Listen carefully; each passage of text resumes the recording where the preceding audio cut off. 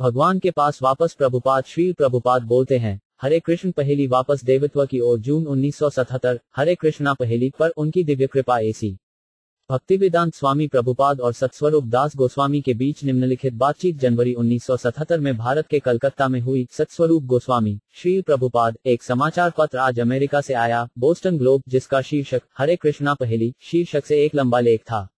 एक महिला का बयान भक्तों को परजीवी के रूप में वर्णित करता है। श्री प्रभुपाद, हम परजीवी नहीं हैं। हम दुनिया में सबसे अच्छा साहित्य प्रकाशित कर रहे हैं। क्या यह साहित्य अनपढ़ हिप्पी से आता है? हम इतने सारे विद्वानों द्वारा स्वीकार किए जाते हैं, हम परजीवी कैसे हैं? बुद्धिमान व्यक्ति को गधे की तरह काम नहीं करना चाहिए। यदि हम परजीवी हैं तो उच्च न्यायालय का न्यायाधीश भी परजीवी है। एक धूर्त एक न्यायाधीश को बैठे हुए देखता है, थोड़ी सी बात कर रहा है और एक उच्च वेतन प्राप्त कर रहा है, इसलिए वह न्यायाधीश को परजीवी कहता है। सत्स्वरूप गोस्वामी, एक परजीवी वह है जो दूसरों से अलग रहता है। श्री प्रभुपाद, अगर मैं दूसरे की संपत्ति का उसकी मंजूरी के बिना आनंद लेता हूं, तो मैं एक परजीवी हूं। लेकिन हम ऐसा नहीं कर रहे हैं, हम अपने पिता की संपत्ति का आनंद ले रहे हैं। कृष्ण मालिक हैं, हम कृष्ण के अच्छे बच्चे हैं, और कृष्ण हर किसी से कहते हैं जो उनकी शरण लेता है, चिंता मत करो, मैं तुम्हें सब कुछ दूंगा, सर्वधर्मम परित्यज्य मम एकम शरणं व्रज, तुम बस मुझे समर्पण करो, मैं तुम्हें सुरक्षा दूंगा। वे क्यों कहते हैं कि हम परजीवी हैं? सत्स्वरूप गोस्वामी, वे भक्तों के गलियों में भीख मांगने की बात कर रहे हैं। श्री प्रभुपाद, हम जो कर रहे हैं वह भीख नहीं है, यह नम्रता है। लोग फूले हुए हैं, इसलिए हम नम्रता से उनके पास जा रहे हैं। इसके अलावा, अगर मैं कृष्ण के बारे में एक किताब बेचता हूं, तो क्या वह भीख मांगना है? सत्स्वरूप गोस्वामी, वे इसे भीख मांगने के रूप में देखते हैं। श्री प्रभुपाद, नहीं, यह नम्रता है।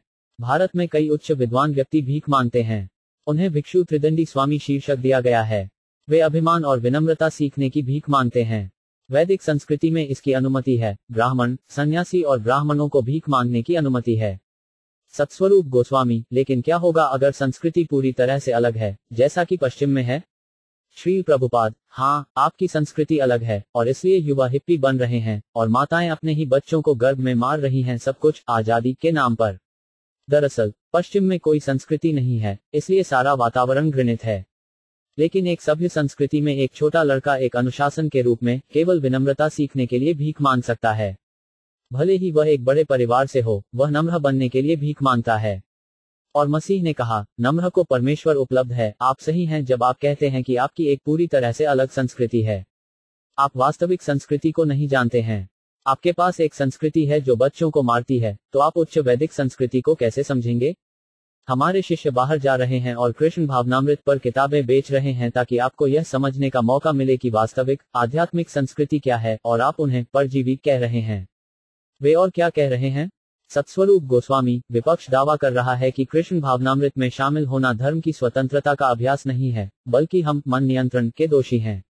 श्री प्रभुपाद, जिसका मन पहले से ही कृष्ण भावनामृत में है, डिप्रोग्रामर बल द्वारा नियंत्रित करना चाहते हैं। वे मन पर नियंत्रण के दोषी हैं, हम नहीं। वे उसका अपहरण करते हैं और उसे अपनी तरह सोचने के लिए मजबूर करते हैं। सत्स्वरूप गोस्वामी, कई बार हमारा विरोध व्यापारियों और भक्तों के माता पिता का होता है। वे बहुत घबराए हुए हैं। श्री प्रभुपाद, उन्हें चिंतित होना चाहिए। यदि हरे कृष्ण आंदोलन चलता है, तो उनकी संस्कृति समाप्त हो जाती है।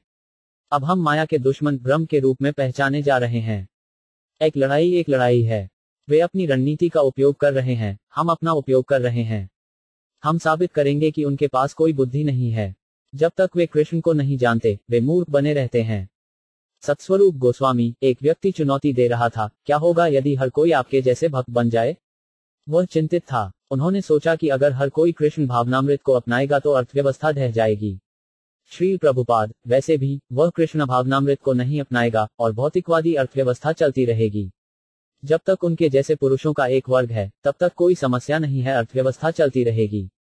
अगर कैदी सुधर गए तो जेल कैसे चलेगी? क्या यह बहुत बुद्धिमान प्रश्न है? उनकी सोच ही ऐसी है।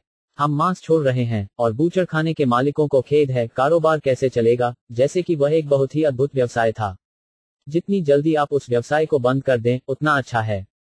वही आपके लिए अच्छा रहेगा। शराब की दुकानें, शराब की भट्ठी, सिगरेट की फैक्ट्रियां सब परेशान हैं कि कारोबार कैसे चलेगा। गोहत्या सबसे बड़ा पाप कर्म है। वे नहीं जानते कि वे क्या कर रहे हैं। इसलिए एक संपूर्ण ओवरहाल की आवश्यकता है, अन्यथा उनके मलबद्ध मस्तिष्क को शुद्ध नहीं किया जा सकता है। हाँ, हम तुम्हारा दिमाग धो रहे हैं, क्योंकि तुम्हारे दिमाग में इतना मल है। हम आपके दिमाग से मल धोने के लिए भगवान की ओर से लगे सफाई कर्मी हैं। हमें यह करना होगा। आप आधुनिक सभ्य नास्तिक चैन से सो भी नहीं सकते जो एक कुत्ता कर सकता है, फिर भी आप शिक्षा का दावा करते हैं। हम सिखा रहे हैं कि यदि आपका अवैध यौन जीवन है तो आपको कई तरह से फंसाया जाएगा। तो अगर मैं कहूं कोई अवैध यौन संबंध नहीं, तो क्या नुकसान है? लेकिन तुम इतने पापी हो कि तुम अपने ही बच्चों को मार रहे हो, और तुम यह भी नहीं जानते कि यह पापपूर्ण है। हमें तुम्हारा दिमाग धोना है। सत्स्वरूप गोस्वामी, बोस्टन ग्लोब का यह लेख कहता है कि यह एक बड़ी पहेली है कि हरे कृष्ण आंदोलन अच्छा है या बुरा। श्री प्रभुपाद, कम से कम वे अब विचार कर रहे हैं। पूर्व में उन्होंने कहा कि यह बुरा था। अब वे हाशिए पर आ गए हैं, हरे कृष्ण आंदोलन अच्छा है या बुरा। अंत में वह दिन आएगा जब वे कहेंगे, हाँ, यह अच्छा है। उद्धरण चिन्ह।